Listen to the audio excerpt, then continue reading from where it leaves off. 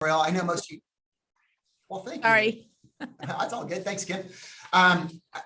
Most of you guys already know, but I'm the director at Keller Williams South Bay. Huge news. Hopefully you guys are aware of this already. I don't know if you've logged in and checked your email. We've got some huge news going on today at Keller Williams. There's going to be a big all hands meeting at noon. So to check with your market center, there's going to be a big meeting in your training rooms. Gary Keller has a big announcement at noon, but it just so happens that we have on the call somebody here who's going to help us out with a couple things. So if you haven't heard the news already, Redfin acquired Keller Williams last night. And now we're all now going to be transferring and we're going to be Redfin agents. We have on the call this morning, Joseph Klosik, who is the regional director of Redfin here in Southern California. He's going to be telling you how these changes are going to impact you guys. All right, I know some of you guys are upset. It is true that the commission paid out per transaction is going to be limited to $500.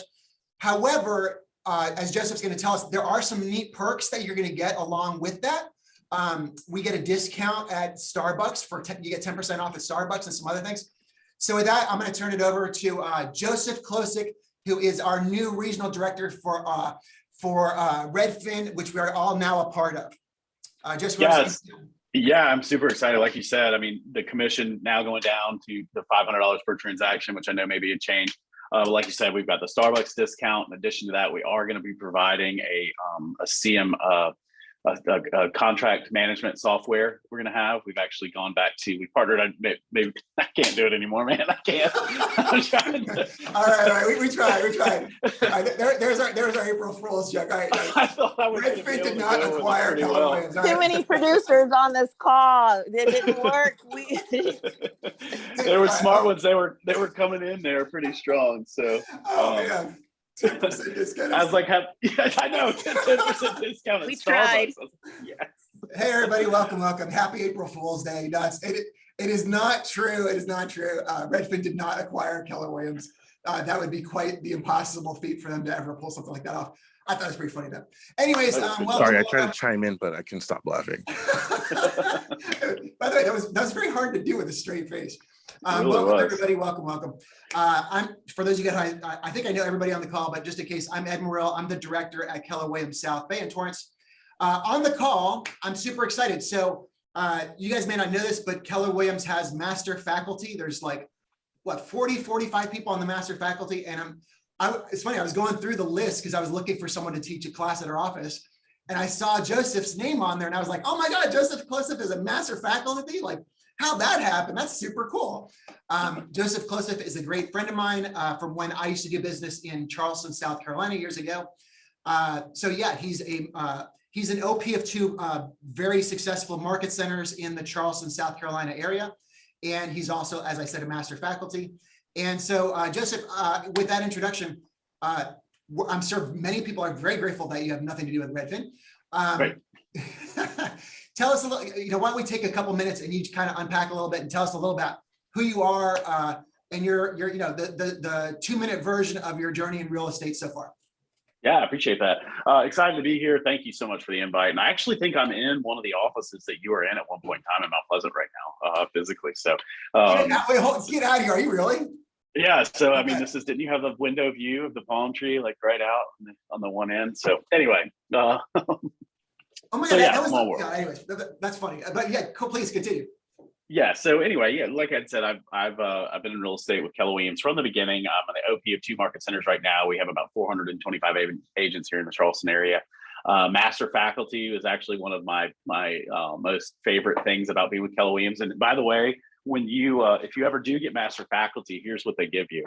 So I did get the piece of paper on there. I do love the training side of Keller Williams. That's what's really kind of kept me with the company, created a ton of opportunity. My wife and I have a small team here that we have that's selling real estate. She's basically focused on that. I'm focused more on the market center side of things, specifically training and coaching. So been in the role as OP for 3 years in one of the market centers, and just recently stepped into as the OP in the market center where I physically am today, which is Mount Pleasant, in the last 4 months. Very cool.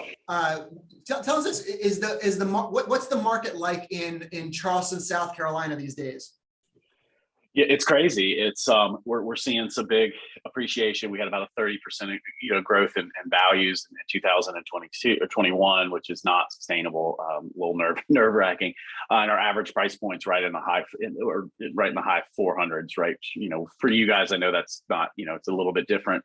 Yet for this market, it's pretty good, particularly as it relates to affordability.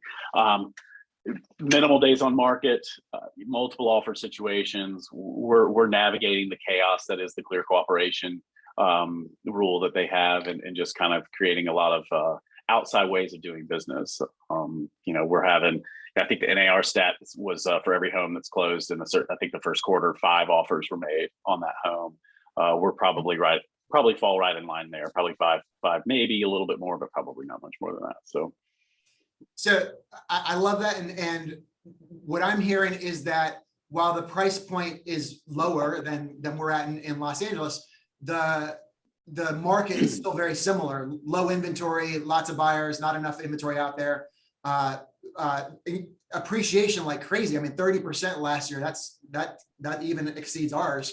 So that's a huge amount to appreciate in 1 year. So let me ask this. So I gave Joseph a few prepared questions here that I thought would be really interesting for us to explore. And then we'll open it up to you guys as well for any follow-up questions. So here's my question number 1 that I came up with.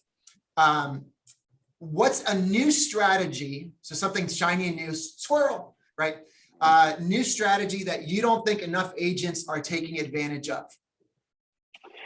Yeah, this is a good one. And I had 2 answers that I narrowed it down to. And one of them I think is really playing with fire. So we'll avoid that one and come back to it on question number 2.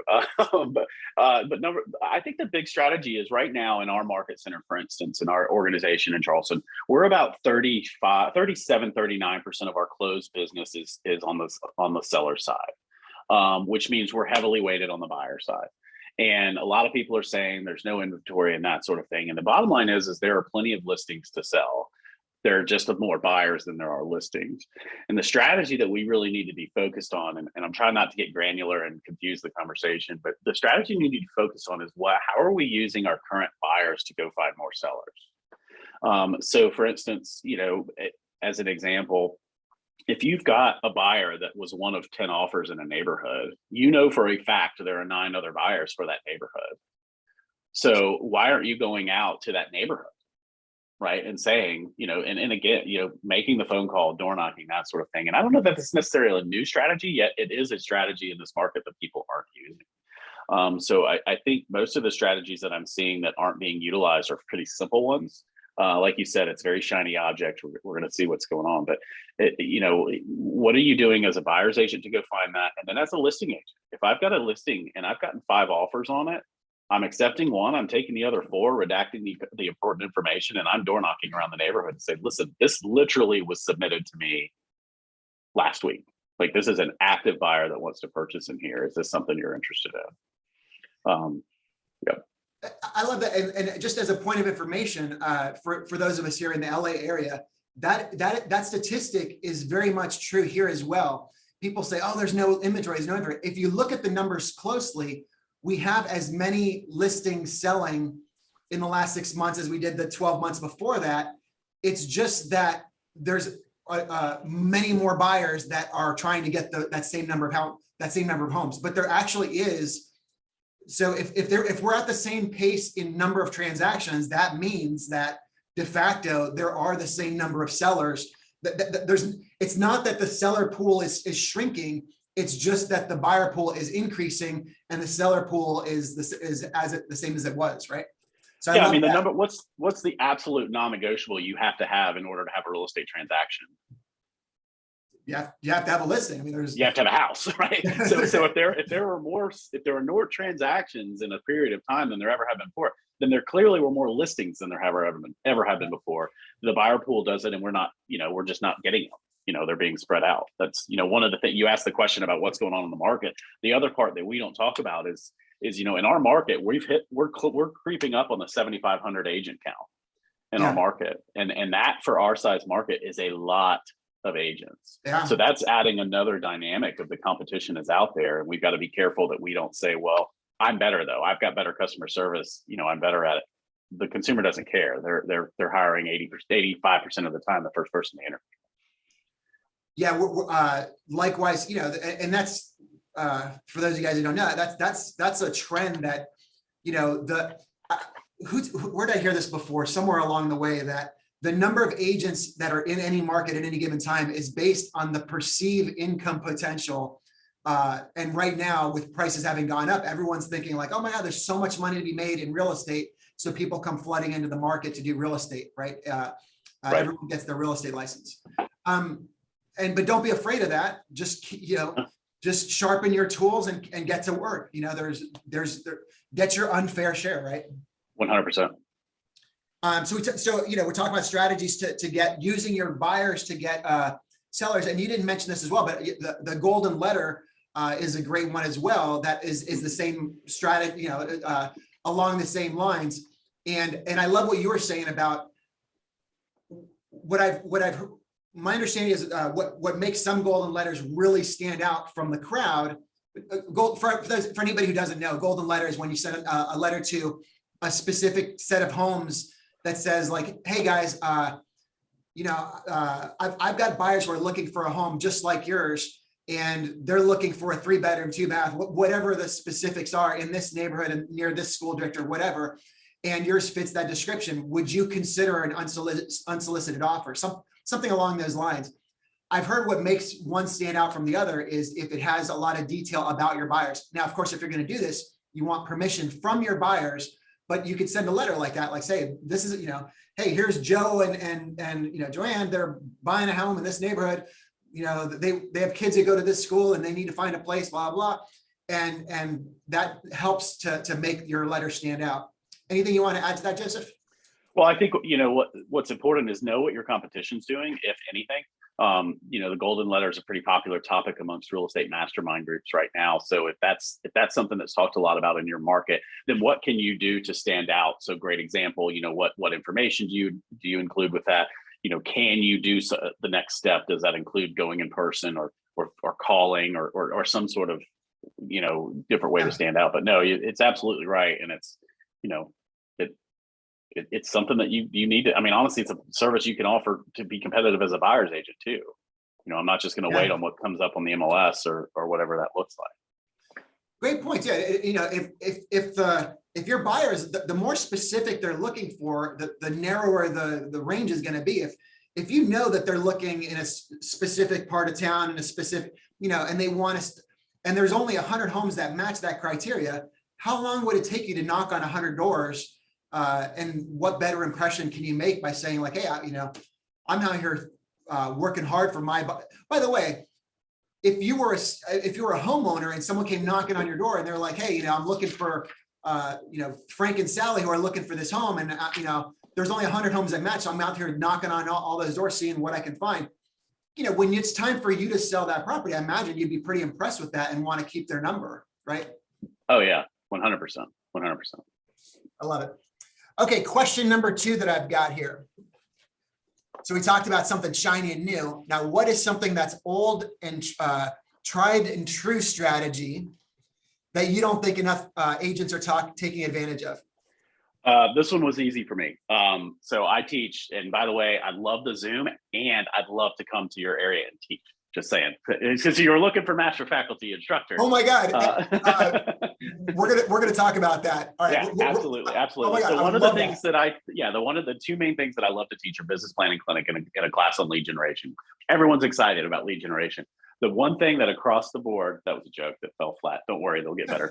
One thing across the board that I see that we don't do is the simple understanding of a database. And I'm not pushing command. I don't care what you use, right? Anything like that. But there are 4 laws of lead generation that are so simple, and they apply to all of us, and we get distracted from them with everything.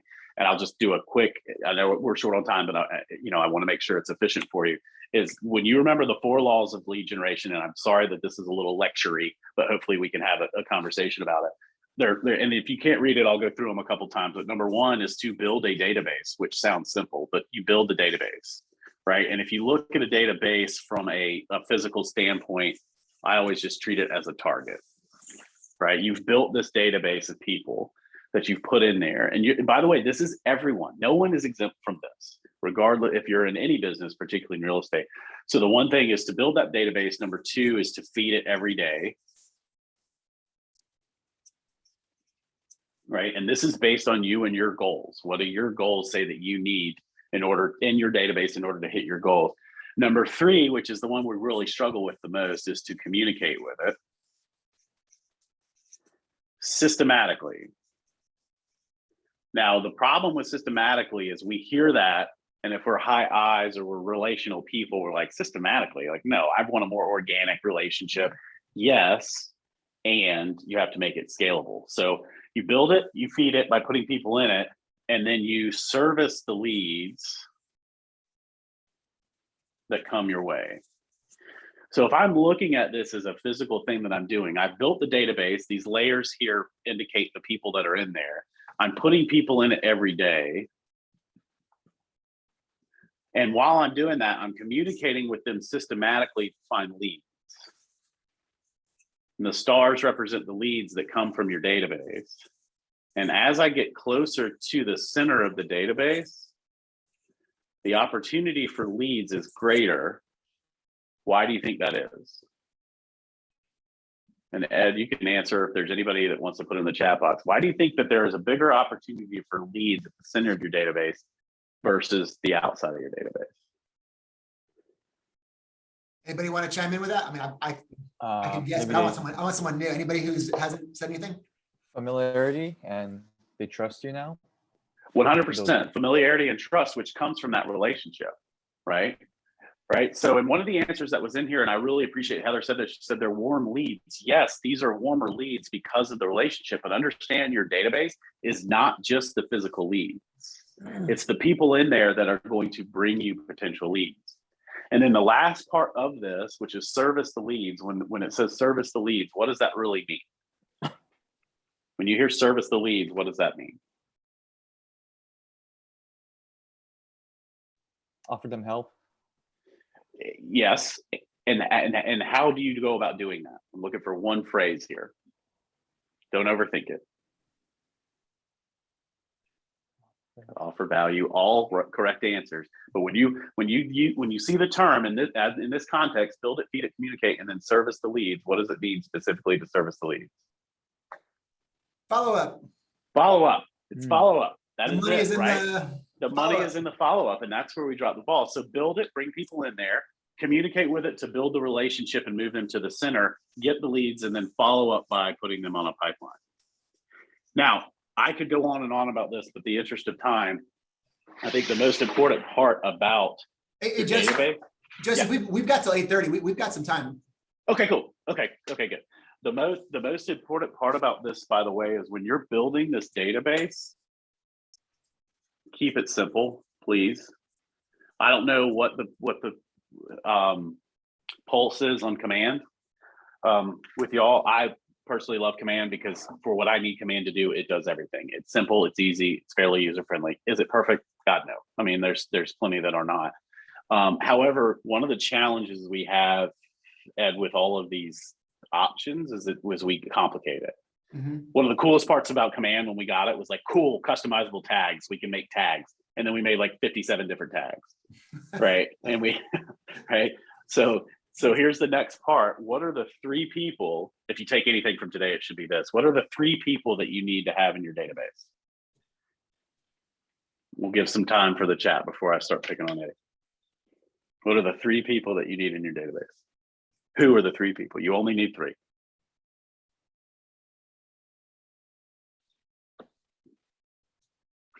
Oh, they're like, yeah, we're not playing anymore. Actually, I don't know the answer to this. I would chime in. All right. Okay, so let's keep it simple. You need to have the people that you know, which we refer to as our Mets, right? Everyone that you know, start locally. Everyone that you know, you have to have in your database. Like that's the one category, and then there are two other categories, and I'm going to keep it very simple for you. Buyer leads and seller leads. Bam. That's it. You don't need a tag for anybody else. Everyone that goes in your database will fit into one of these two categories. Now, why is it so important to only have 3 categories?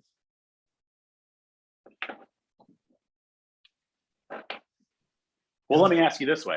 Let me ask you this. If we know that the reason that we get more leads in the center is because of a relationship, Ed, you've been married for quite a long time. What in a really good marriage, I assume, right? So you and Rebecca have a great marriage. What's the number one thing that helped with that marriage, with your marriage and your relationship? Communication. Communication. So if you're looking to build relationships, you need to know how to communicate with them. There are only 3 types of people you're really communicating with to build a relationship. Yeah, that's a great And that's yeah. the people that you know. And then when those people that you know either become leads or give you leads, then you communicate with them a little differently. Otherwise, you're, for the most part. Now, as you get in here, like, you know, Eddie and Rebecca are going to communicate on a much different level than Eddie's going to communicate with his friend Joseph. Right. So the communication levels change in here, but we're basically at the end of the day, it's communication. So, but I would say that's one part that if I see the most amount of ahas in teaching, or the thing that we get away from, it's this. Because you take any form of lead generation, right? If you're doing open houses, internets, your best friends, vendor, social media, whatever it may be, you're using this. You're bringing people in, you're communicating, and then you're servicing the lead. I love that, Joseph. That's awesome. And by the way, I remember years ago, Mark Brenneman visiting from out of town, visiting Keller Williams, Mount Pleasant, and teaching us all of that with the hand gestures that go along with it. You know, build a database, feed it every day. Oh my God, that's awesome. I bet that's the last time I saw that. I'm going to share that with him. He's going to love that you brought that up. To this day, you know, it's funny because like it was such, at the time I was like, I cannot believe I'm doing this. But to this day, I remember it because of that silly, stupid hand gesture thing. You know, I'll never forget. I can see you reacting that way too. I can see that being your reaction. You're like, what's going on here? Like, please don't make me do this. Please don't. But you know, you go along with the crowd. Next thing you know, you're doing it and you never forget it. So right. Anyways, okay. Question number 3. So we still have some time here. What's something in your own business with you and Lynn that has contributed to your success that agents would be surprised to hear about? So specifically with our business with Lynn and I this is going to sound like it's such a staged answer. And actually this applies to the market centers as well, is we avoided changing to shiny objects all the time. I promise you, I'm not making this up. This isn't like, and for those of you that are here expecting some, you know, big revelation, I promise you, Eddie didn't put me up for this, or Ed. I think everybody calls you Ed.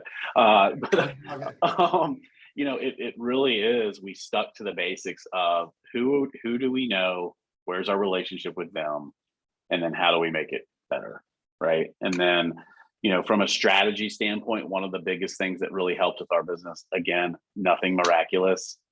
We use a lot of video to communicate with our database because it's strength in numbers, and we capitalize a lot on our personality, which, you know, for some people it's great, maybe why we lost some people in our database too, but you know, it's that really helps your personality go out to a lot of people versus only hammering on the phone. Like my wife, you know, we you know, our business has kind of plateaued since we moved into the market center role, but even in our prime, when we were cranking out some decent business, Lynn is not a lead generator in the traditional sense of picking up the phone. She's not a small talk person. That didn't happen, right? But if there's a video that can be sent out or a topic about which we can call, we're going to stick to that.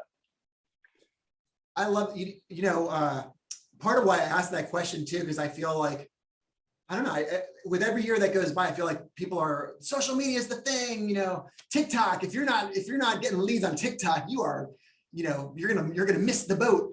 Right. And but by the way, I love shiny stuff. I love technology. I love all this. Yeah.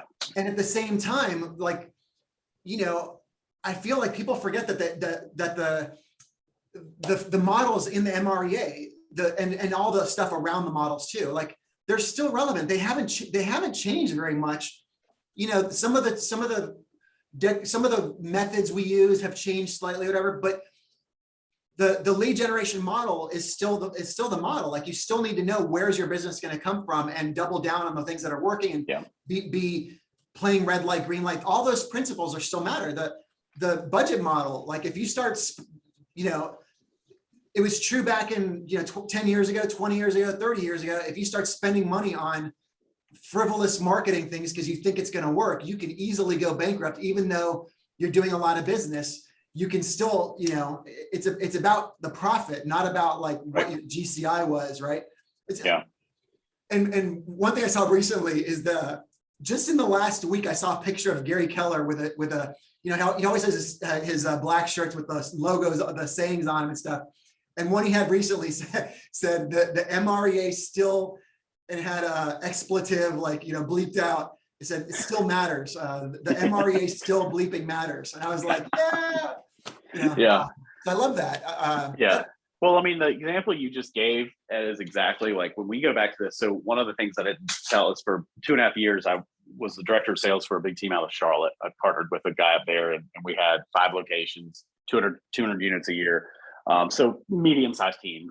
Yet before we turn on any leads or pay for any leads, we had to make sure that the agents had mastered this. And you need to have that same policy for yourself. I'm not saying paying for leads is necessarily a bad thing, but if you go write a check for leads and you don't know how to do these, you're literally lighting money on fire, because well, you said it, right? The money's in the follow-up. It comes in the follow-up and being able to build those relationships. And you actually gave a great example when we were talking about the door knocking around having offers. Well, if they're not looking to sell and you put that person in your database, when they do look to sell and you've now treated them less like a hot lead now and more like a person with whom you're building a relationship, they're going to remember you as the guy that went door knocking to find a friggin' house. I mean, they're going to be like, hey, this guy knows what he's doing. Super cool.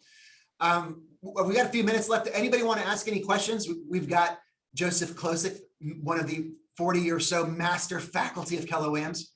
It's a very exclusive club, and the perks you get with that are amazing. Anybody want to ask him any questions? I have a question. Yes, sir. Yes, So when you say you feed your database every day, what strategy besides emails or I don't know, do you do like letters? Do you how are you touching these database? Yeah. So great question and clarification side of things. So the feeding is actually putting people in it, right? So we're doing that. The communication side, which is also the part that you're talking about, it does need to be a mix of mediums. They're the 36 to connect or whatever they're calling it now. We kept that simple. If you overcomplicate this, you're not going to do it. I mean, let's just go ahead and be honest, especially if you're an individual agent, which 90% of us are. So having, an email on this date and a letter that goes on this date and all that, you're like, I ain't doing it, right? So we kept it simple. We have 2 emails that go out a month. One is a video email from us that's a local stat email that goes out, and then the other one was a newsletter that we sent out from us. We used to use Command. It was an e-edge. It was a generic one. We've now switched that. We use Command's market snapshot, and then we have a general newsletter email that goes out. We do 1 phone call a quarter. We do 1 personal note a quarter that follows up from the phone call. And then we do a quarterly video that we're probably going to move to monthly. And again, it's just a market update. That's all very manageable, right? Your emails go out. We don't send any physical letters anymore. That's what we do. I'm not saying that's wrong if you do it, or if you have that. We have found that it didn't really change much when we started doing it that way. I see. Thank you. Thank you for all the valuable information. Oh, 100%. It's my pleasure. Anybody else? Any other questions? What other videos do you do besides market updates? So for our general database, that's pretty much what we do. I think every now and then we'll use it as an announcement for an event. We do a couple fundraisers. We do a fundraiser, and then we do a client appreciation party.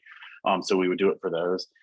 We also have video series through the process, through the if they come on as a buyer lead or a seller lead. Again, the communication that happens here on buyer lead and seller lead.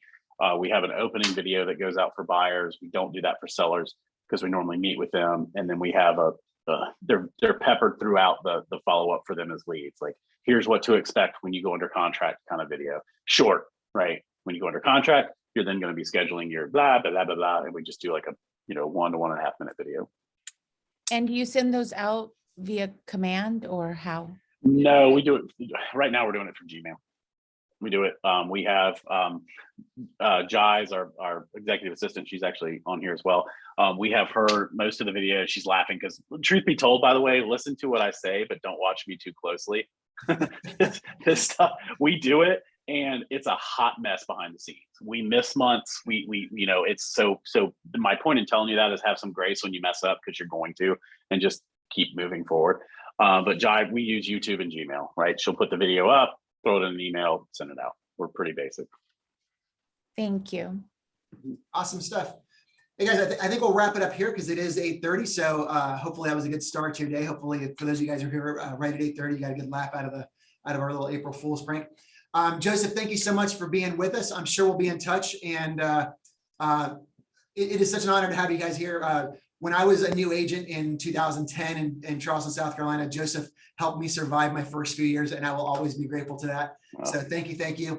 And the fact that we match shirts today is just makes me happy. And I'm in your old office, so it was all meant to be. So, well, thank you for having me. I love doing this. I'd love to come back anytime. Cool, awesome, everybody. So I hope you guys have a wonderful start to your April, and let's go out there and crush it. Thanks again, Joseph, and we'll see you all soon. All right, bye, everybody. Take care.